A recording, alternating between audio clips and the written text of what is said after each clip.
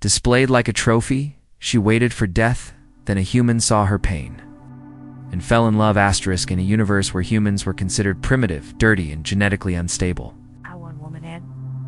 Alien Empress stared down the greatest biological threat to her species' survival, found herself aching for the only male who could save them. He wasn't just from Earth. He was human, and he was massive. This wasn't diplomacy. This was biology, and the test results were hard to ignore. Started as a royal breeding experiment. But what Empress Valzara found in Corporal Jack Brennan was more than genetic compatibility. It was passion, purpose, and something much thicker than she'd anticipated. Zara had ruled for nearly 50 years to the galaxy. She was a cold, perfect figure, sharp jaw, skin like deep violet silk, and eyes like twin moons. But behind the throne, she was desperate. Her empire, the Jareen matriarchy, was dying from within. Generations of cloning had thinned their gene pool. Their males, beautiful, delicate creatures, were nearly infertile. Not one royal birth in over 2 centuries. The scientists warned her they needed fresh genes, a species known for its resilience. Crude, yes. Aggressive, definitely. But humans. They bred like wildfire, even in toxic environments, especially in toxic environments. Valzara approved a small-scale program. No press, no advisors, just data. 1 male from Earth, 1 knight, 1 empress. Science would do the rest. When Corporal Jack Brennan stepped off the transport, the guards didn't know where to look. Tall, rugged, with a smirk that said he knew exactly what he was walking into. His military file described him as undisciplined but effective. The genetic scan?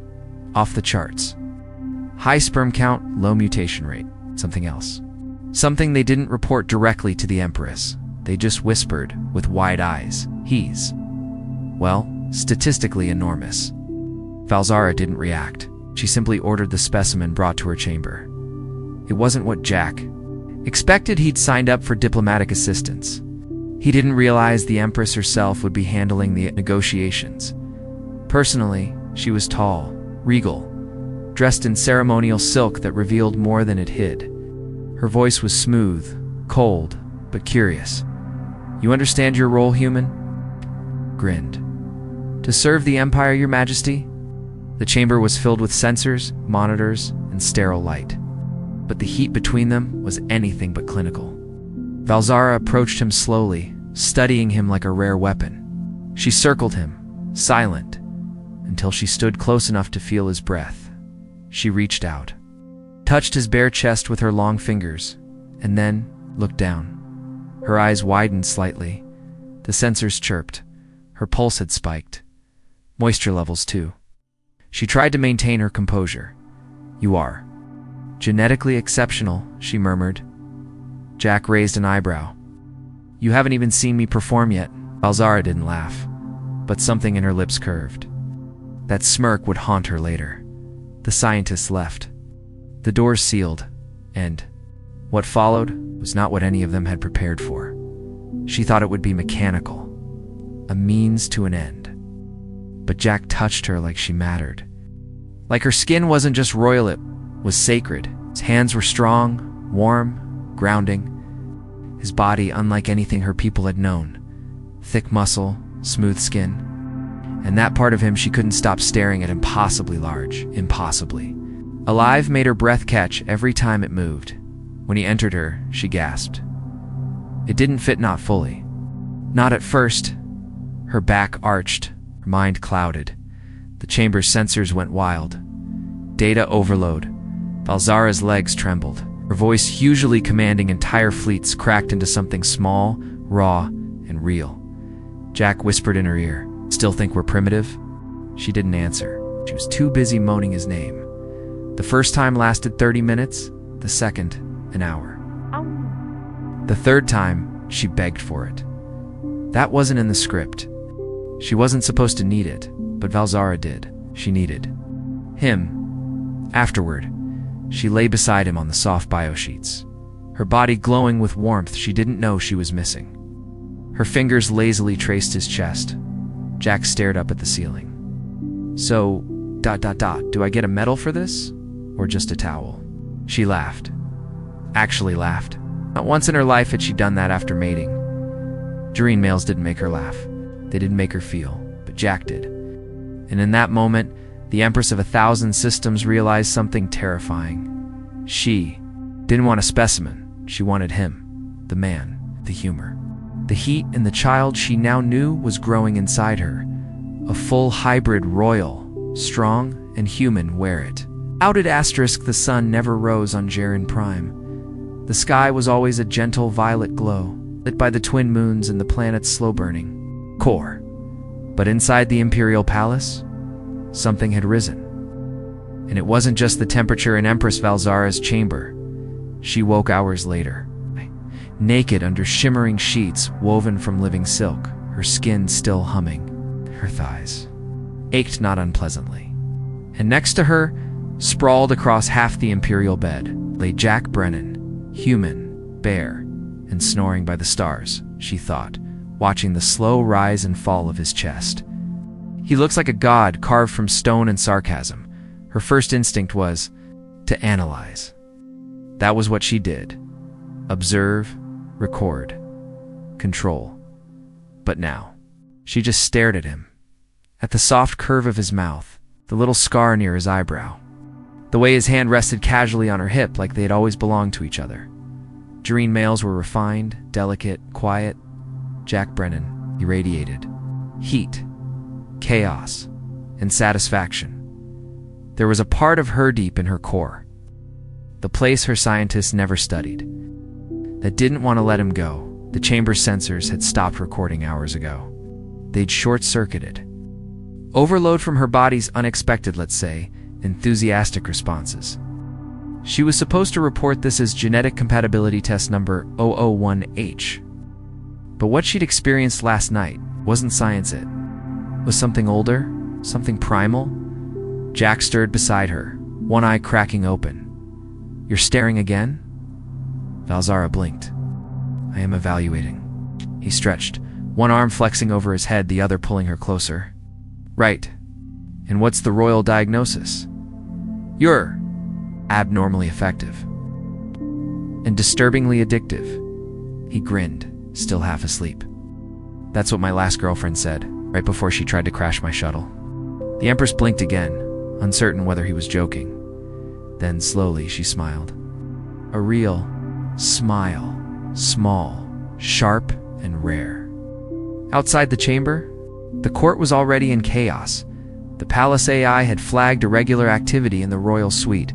Heart rate spikes, breathless moaning, equipment failure, and most scandalous of Ola, live conception alert from the Empress's internal biomonitor. The last time that happened, the galaxy still used combustion engines. Within hours, the High Matrons gathered, rigid, powerful, and absolutely furious. Humans are unstable, hissed Matron Sira. Loud, hairy, irrational. They eat meat with their hands, for void's sake. Worse, spat Matron Thalia. They breed uncontrollably, or like viruses with penises. But the Empress is pregnant, murmured one of the junior advisors, nearly trembling. Naturally, without a lab. It's historic. Blasphemy, Sira barked. This is not how an heir should be created. It's polluted her bloodline. Thalia leaned forward, voice cold and sharp as a scalpel. Remove the human. Quietly, and if necessary, remove the fetus. But Valzara was already listening. She stood before the mirrored data wall in her private study, still wrapped in Jack's oversized black t-shirt. The AI had relayed the council's conversation in real time. She'd expected disapproval. She hadn't expected them to call her child a pollution. Behind her, Jack appeared, towels slung over his hips, hair still damp. They're going to come for me, aren't they? She didn't look away from the mirror. Yes, and if you stay, they'll kill you. Jack shrugged. I've had worse first dates. She turned then, sharp eyes scanning his face. You're not afraid? I've been to war, fought pirates, smugglers, even a Greylax that tried to eat my foot. None of it scared me half as much as seeing you walk away after last night. There it was again, that heat in his words. No titles. no fear. Just him. Valzara stepped closer, bare feet silent on the glowing floor. They'll brand you a parasite, say you seduced me for power. He smirked. Let them talk, as long as I get to seduce you again later. For a second, the Empress of Jareen forgot her empire, forgot duty, politics, war. All she saw was him, messy, reckless, real. And all she felt was the strange, undeniable pull of her body toward his. I don't want you as a breeder, she said softly, voice trembling for the first time in decades. I want you as something else. Jack raised an eyebrow. Lover? Partner? Baby daddy? Mate, she said simply. He blinked. Wait, like married? In my culture, it is more than that. When two are bonded by instinct and purpose, they share everything. It's memories, strength, even biology. Over time, your DNA and mine will begin to resonate. Adapt. You will. Change. Jack grinned. Well, I've already changed. I used to think purple women with tentacle hair were scary. I think they're kinda hot. She laughed again, and this time she didn't care who heard. By the end of the solar cycle, word had spread across 5 star systems.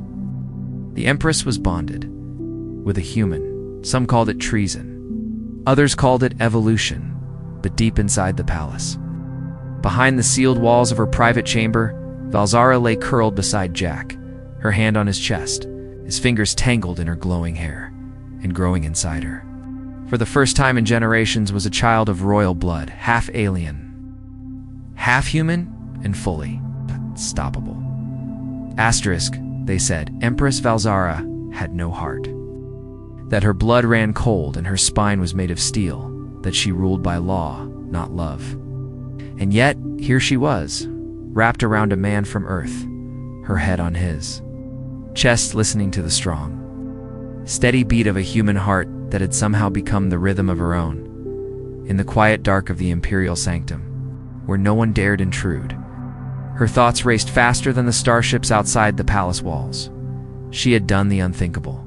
She had bonded not with a Jerry noble, not with a hand-picked political match, but with a Terran soldier. A man who drank coffee from metal cans, wore wrinkled shirts, made her laugh during mating. Unacceptable, irresistible Jack. Brennan had shaken her empire in less than 24 hours, and the shockwaves were only beginning. While she lay there, tangled in sheets and emotions she didn't fully understand, the palace corridors below churned with activity. Matrons moved like a silent tide, preparing for a cleansing ritual. Ritual, in Jareen culture, was code for removal, sterile, precise, and final. But they underestimated her. Valzara had spent decades building power from behind a mask of cold perfection. She let them believe she was untouchable, emotionless, mechanical, all to keep them from realizing just how dangerous her heart truly was. And now that heart beat for someone else.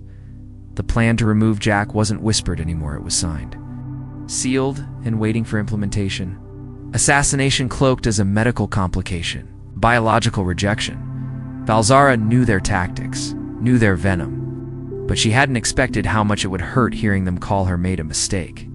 She sat up slowly, sheets falling away from her bare skin, still glowing with the aftermath of human intimacy. Jack stirred. Tell me that look on your face doesn't mean I'm getting arrested. She smirked, though her eyes remained troubled. You're not getting arrested? Oh good, just executed then. She didn't laugh this time. He sat up, concerned. Rising, you're serious. I told you they would come, she said quietly. The high matrons are afraid. Not just of you. Of what this means. Jack frowned. You mean us? I mean evolution, she said. My people have controlled their genetics for so long they've forgotten how to feel, how to want, how to bond naturally. She turned toward him, expression vulnerable. I did too, until you. Jack didn't speak right away. Instead, he reached for her hand, fingers rough and warm. What are we going to do? He asked her. The answer was simple. We leave. As the words echoed in the chamber. You want to run? Jack asked, shocked. You're the Empress? You don't run? I don't, she said, but we escape. There's a difference. Jack looked at her for a long moment, then nodded. What's the plan? She stood, completely unbothered by her nakedness, and walked to a shimmering wall panel. A gentle tap revealed a hidden map of the palace tunnels, escape routes only known to the Imperial bloodline. Her fingers traced a path from the royal wing to the starport hangars hidden beneath the capital city. There's an old war class. Cruiser beneath the palace, she said. Decommissioned, cloaked, untouched for 40 years. My father had it built in case of revolt. Jack whistled. A war cruiser. You don't do things halfway. We'll need it, she said flatly. Once they realize I've left, they'll send the Black Spires. Jack blinked. The what now? Elite enforcers, she explained. All female, all loyal to the matrons. They don't ask questions. They don't leave witnesses. Jack nodded. Right, so definitely not fans of interspecies romance. Rosen started pulling on his clothes. Or trying to hit his military pants had been shredded the night before, in what he now realized was an act of both passion and war. Valzara tossed him a tight black outfit Iran stealth armor. It's modified for male use. Jack slipped it on. Tight fit, she smirked. I find it pleasing. They moved quickly, quietly. Through secret corridors lit only by pulse glow tiles, they descended beneath the palace where no one had walked in decades. The halls were lined with old flags, faded murals of past rulers, old cold-eyed women who had ruled with logic alone. Valzara barely looked at them. She no longer wanted to be one of them. In the old hangar, sealed behind layers of security, sat the Blood Crown, a sleek, black warship shaped like a predator in flight. Its engines purred to life as soon as it detected Valzara's DNA. Jack ran a hand along the hull. Now this is a ride. They boarded. She took the command seat. I sat beside her in the weapons chair, oddly at home for a man who used to fly trash barges in Earth's asteroid fields. You know how to fly this thing? He asked. I built this thing, she said, tapping the control panel. The hangar roof split open. The stars above twinkled with the promise of freedom and danger, but as they lifted off, a red light flashed across the control deck. Incoming, she said sharply. Jack glanced at the screen. Is that a missile? Not just any missile? She said grimly. That's a Black Spire Seeker, heat-locked. High yield. Personal message. Jack frowned. Translation, they really don't want us leaving, correct? He looked at her. So what do we do? She smiled for the first time since they'd left the chamber. We show them what a primitive human can really do. She handed him the targeting controls. Jack cracked his knuckles. Now, this is my love language. As the ship rocketed, through the sky, evading the missile with sharp dives and sudden rolls. They both knew this wasn't just an escape. It was the beginning of a rebellion. One driven by love, by biology, by the undeniable truth that, for all the Empire's science, protocol and pride, one very human thing still reigned supreme desire. And Jack Brennan. He had plenty to give. Asterisk, they were flying blind through the upper atmosphere of Jareen Prime. Corporal Jack Brennan was laughing, not a panicked laugh, not one of fear. The kind of laugh a man lets out when the woman he just got pregnant is. Flying an illegal Imperial warship, there's a homing missile chasing their ass. And he's manning guns designed to vaporize battleships. You sure you don't want to just talk this out with them? Jack shouted over the rumble of the Blood Crown's shields flexing. Val. Zara's hands flew across the controls like a concert pianist conducting symphonic warfare. Her expression was calm, focused. Sharp as ever, but beneath it, Jack saw. She was alive. I did try diplomacy, she replied coolly. Then you broke my bed. The missile locked on again, a shrill alert echoing through the cockpit. Jack flicked a switch, grinning like a madman. Let's return the favor. With a satisfying roar, the rear guns spun and fired. Twin streams of plasma lit the sky, spiraling straight into the Seeker missile. There was a bright flash of blue bloom of silent fire and the console beeped. Threat neutralized. Jack exhaled. And they say humans are just good at breeding. Valzara glanced sideways, her lips twitching. You're exceptional at breeding. It's your mouth that gets you in trouble. Jack stood and leaned over her chair. Is that a royal compliment? No, she said. Gaze locked on the stars. That was foreplay. He blinked. Wait, what? But she was already punching in coordinates. The stars warped as the blood crown slipped into deep space, leaving her empire, her throne, and her entire identity behind, back in the cabin. Hours later, Jack leaned against the hull, watching her in a moment of quiet. She was sitting in meditation, eyes closed, her posture regaled barefoot in a flight suit. The violet tattoos on her skin pulsed gently, glowing with some alien rhythm he was starting to recognize. It was the same rhythm that now lived inside. Her womb, the child was growing. Fast. Jareen physiology accelerated conception with a bonded mate. In human terms, she'd be visibly pregnant in under 2 weeks. And from what Valzara had told him, their child would be strong. A blend of human stamina and Jareen adaptation, a being the galaxy had never seen before. And that scared people. You ever think, Jack said aloud, that maybe the universe wasn't ready for us? Valzara opened her eyes slowly. No, I think the universe was waiting for us. He walked closer. They'll hunt us. You know that, as she said. But not forever. Jack sat beside her. Because we'll stop them. She shook her head, looking down at her own stomach. Because this child will change everything. They stayed like that for a while, silent, breathing in sync, the tension of escape fading into the reality of what came next. Then came the alert. Incoming transmission, non-military frequency. Code black. Jack raised a brow. What's code black? Valzara's expression darkened. It's from the deep matrons. Older than the High Council, the ones who live in shadow. Pull strings. Jack looked at the flickering message. A hologram shimmered into existence above the console.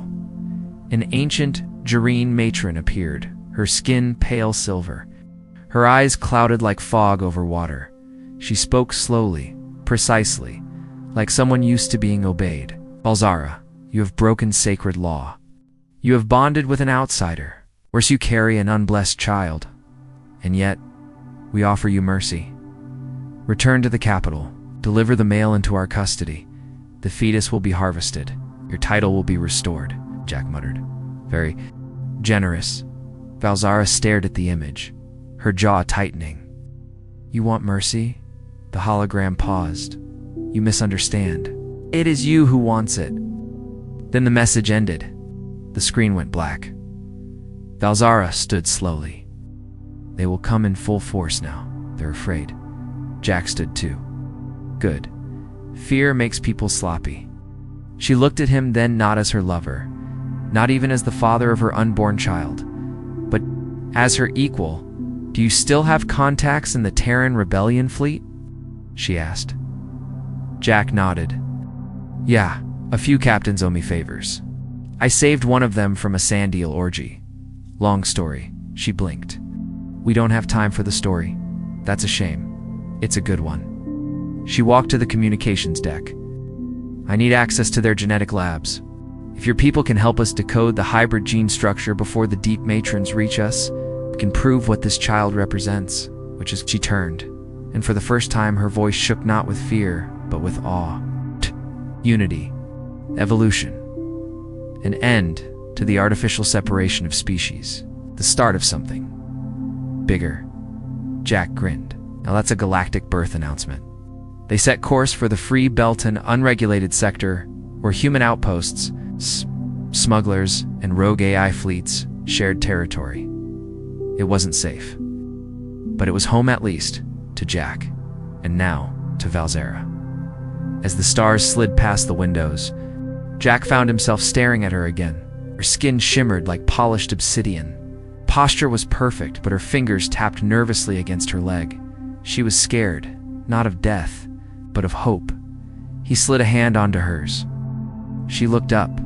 Startled, "What are you doing?" He smiled. "Reminding you we're in this together."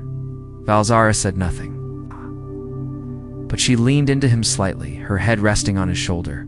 For the first time in her long, solitary life, she didn't have to carry the future alone. It's now rested in the heartbeat of a child who had bridged a species. And if anyone tried to stop that, well, they'd have to get through one very determined empress and one very well-equipped human. The free belt wasn't a place for dreams. It was a scrapyard of failed governments, outlawed tech, rogue scientists, and too many mercenaries with too little sense of direction. Stars here didn't shine, they glared. And for Jack Brennan, that was perfect.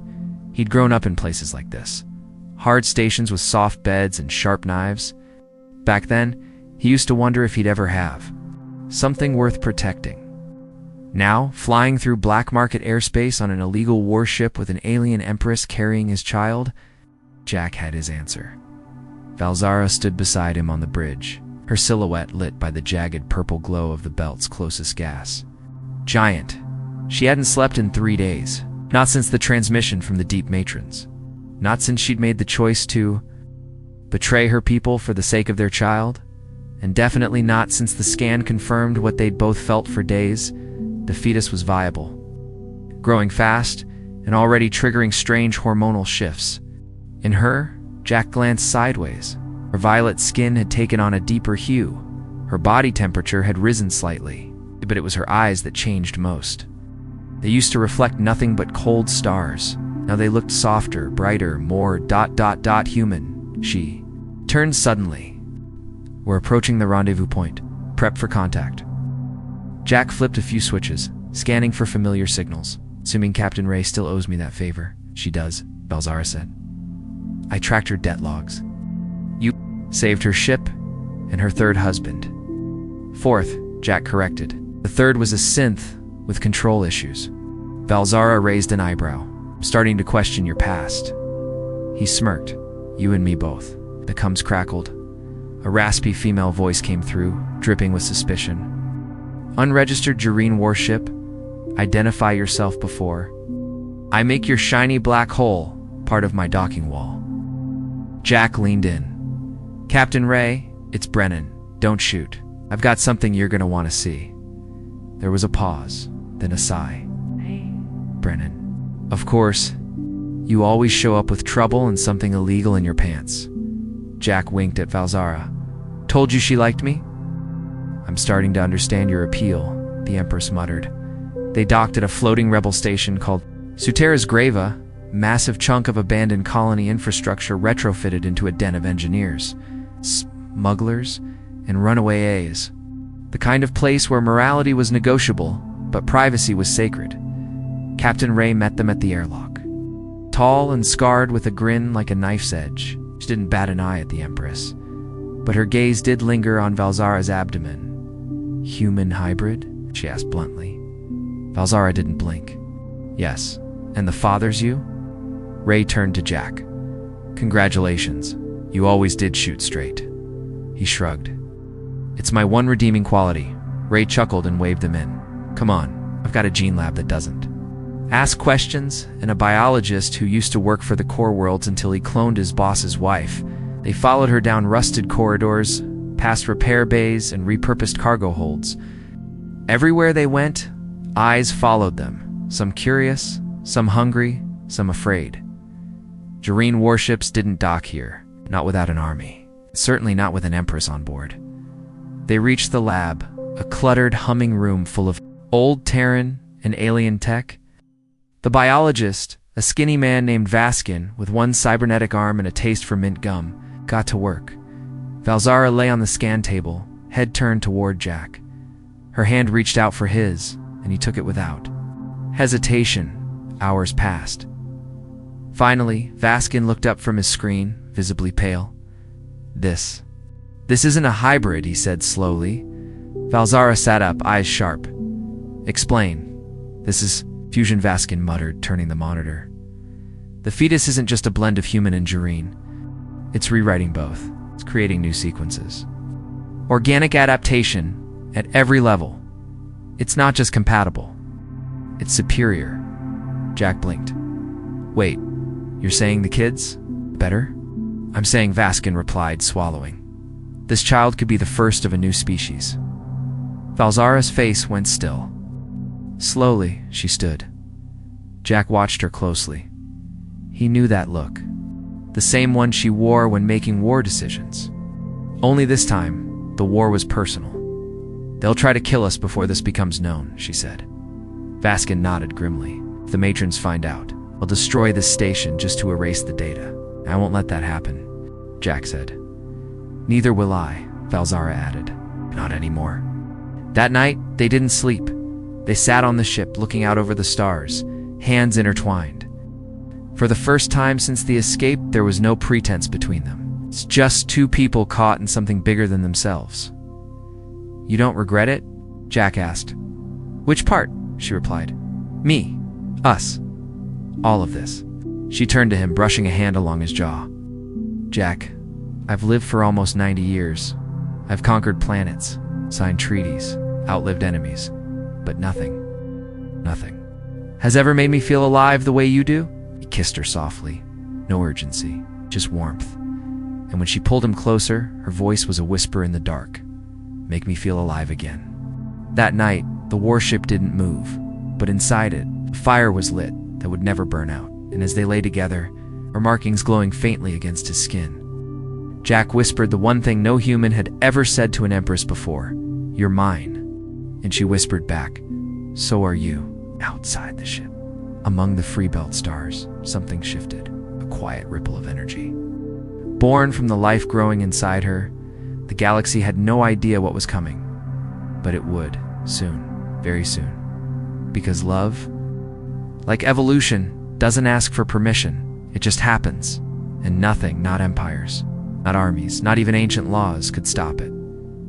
The war began, not with lasers, but with a lie. Official transmissions from Jareen Prime claimed the Empress had perished in a transport accident, a tragic malfunction. Memorials were already planned, statues commissioned. And the matrons, with eyes colder than the void, moved swiftly to install a new puppet ruler, one with no belly, no mate, no scandal to erase. But the truth was gliding through space in a stolen warship, humming with alien power and carrying. Within it, the most dangerous thing in the known galaxy, Hope Valzara, sat in the command chair of the Blood Crown, fingers steepled beneath her chin. Eyes locked on the incoming reports from the Freebelt outposts, rebel networks were spreading. The data Vaskin had decrypted. Not just about her child, but the implications. The child's DNA wasn't just a mix of human and Jareen. It was a leap forward. It was adaptive, dominant, hybridized perfection. Stronger immune response, sharper neural mapping, longer projected lifespan, emotional range enhanced, not muted. It was, as Vaskin whispered in disbelief, the next evolutionary step, and it came from love. From something the matrons had discarded centuries ago in favor of genetic sterilization and mechanical efficiency. Jack Brennan leaned over her shoulder. "Holding a cup of something that passed for coffee in this part of space, Jareen channels are calling you a traitor. A genetic aberration." And he squinted at the feed. An intimacy corrupted sovereign contaminated by Terran virility. He paused. "That last one kinda sounds like a compliment." Valzara didn't look up. "It is." In ancient dialect, contaminated can also mean touched by fire. Jack grinned. "Then they're right. I did touch you like fire." She turned to him slowly, one perfectly arched brow raised. "You brag too much, and yet you still let me fly your ship. You crash it once, just once, and I'll eject you." Leaned in, eject me gently. "I'm fragile." She didn't laugh, but her hand slid across his, and that was more than enough. Behind them, the navigation console lit up. A message from Ray. Jack opened the channel. "Captain," Ray's voice came through, tight and urgent. "They found us. Matron fleet just jumped into Freebelt space. No warning, full power signatures, at least 6 dreadnoughts. They're not here to talk." Valzara rose immediately, her movements swift and sharp. "They intend to erase the child, and anyone who's seen the data." Jack cursed under his breath. "How long do we have?" 5 hours, Ray said. "Maybe less." The message ended. Asterisk. The room fell silent. Then Valzara turned. Her voice was low, calm, and terrifying. Prep all weapons. Wake the AI. Load the flare codes. Jack frowned. You sure? That's not a defensive posture. We're not running, she said. Not this time. Jack stared at her. Zara, I know you're a queen and all, but 6 dreadnoughts is a bit much, even for your highness. Valzara looked him straight in the eye. They think I'm running. They think I'm still afraid. She touched her stomach, where the faint pulsing of hybrid energy echoed like a second heartbeat. But this time, I'm not protecting a throne. I'm protecting our future. Jack smiled slowly. All right then. Let's give them a hell they'll never forget. As the Blood Crown powered up its weapons array, something ancient stirred in the ship's core. The vessel had been built not just for war, but as a symbol, a secret reserve of Jareen tech, long thought obsolete. Now awakened by the biological signature of its true ruler, the hybrid fetus triggered something buried. Deep in the ship's living circuits, Valzara watched as the lights changed from the standard blue to a shimmering shade of violet gold. A signal. The ship recognized the child. It bowed to it. Outside, Ray's rebel ships formed a shaky wall of few gunboats, freighters armed with scavenged torpedoes, and one half-drunk AI cruiser who still thought it was the year 2123 against the Jareen dreadnoughts. It was suicide. But against an empress, with something to live for? It was a statement.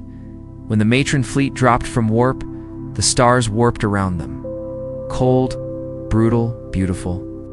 Each ship gleaming with ancestral pride and zero mercy.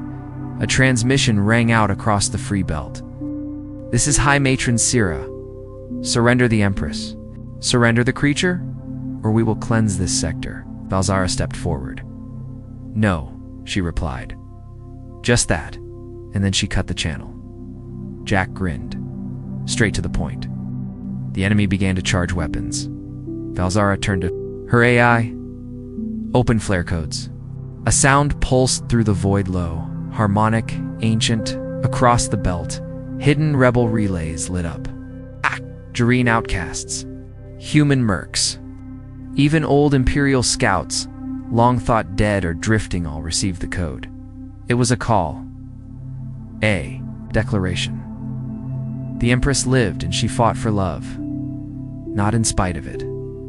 In minutes, dozens more ships dropped from warp. It's unregistered, chaotic multi-species. One of them hailed Jack, a grizzled voice from Earth's Pacific colonies. Brennan, you dog, heard you finally knocked up a goddess. Not just any goddess, Jack replied. My goddess. The rebels laughed, and then war began. But it wasn't clean. It wasn't glorious. It was messy, terrifying.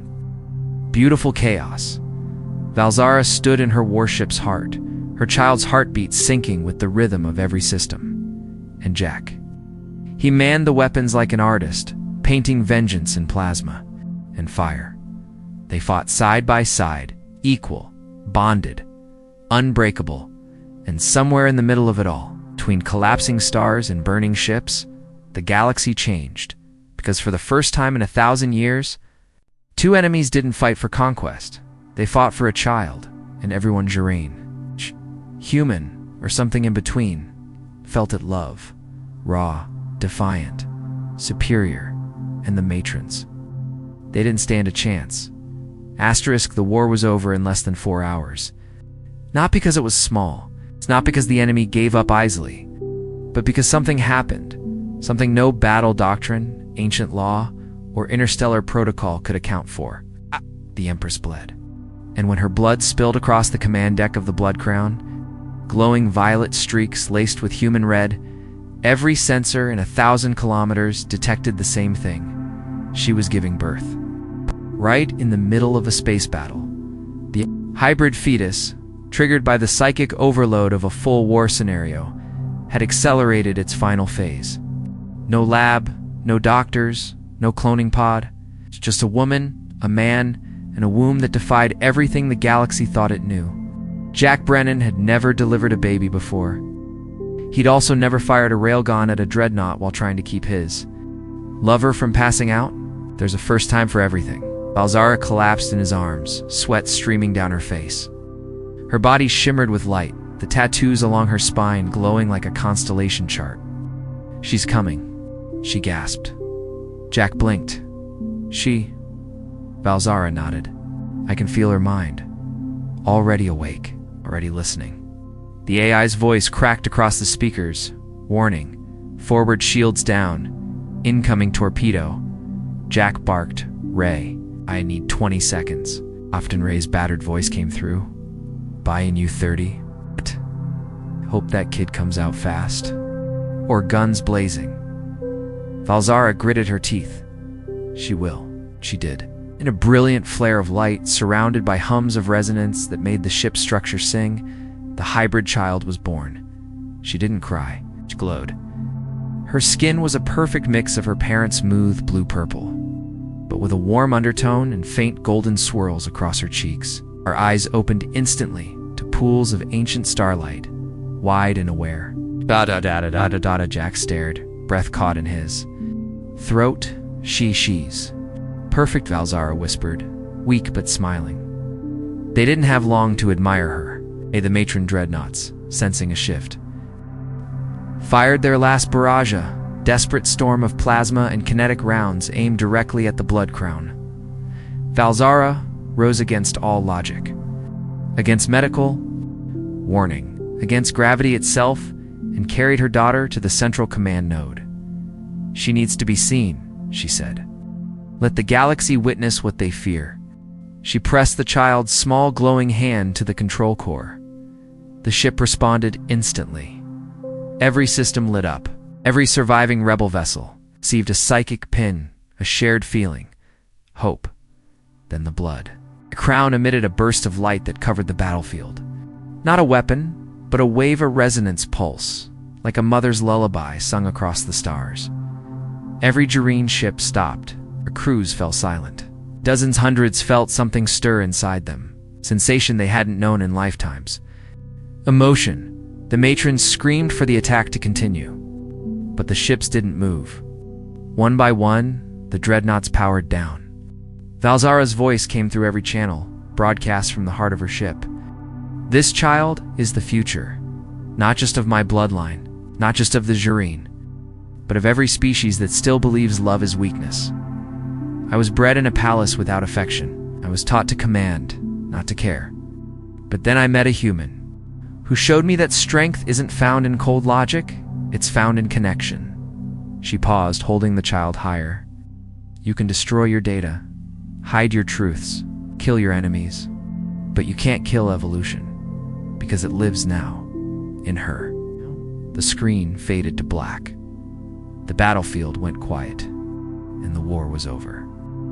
4 years later, on a lush world orbiting twin suns, a new city rose, a fusion of Terran steel and Jareen crystal, surrounded by glowing gardens and children who spoke in both tongues. At the center of it stood the Hall of Union, carved with symbols from dozens of species. It was not a palace, not a fortress.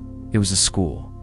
Inside, hybrid children played each, born from love, partnership, or rebellion against dying systems. And at the top of the hill, watching them with quiet pride, sat Jack Brennan, still scruffy, still grinning, and still wrapped around the woman he'd once called a goddess. Valzara stood beside him, one hand on his chest, the other resting on the shoulder of a young girl with glowing eyes and an unsettling gift for learning languages in hours. Her name was Aya. She was 4 years old. She had already redesigned a power cell, memorized 3 ancient Jarian poems, and once when angry caused every light in the building to flicker. But more than that, she loved to be held, to sit between her mother and father, curled up with a blanket, listening to stories of what the stars used to be.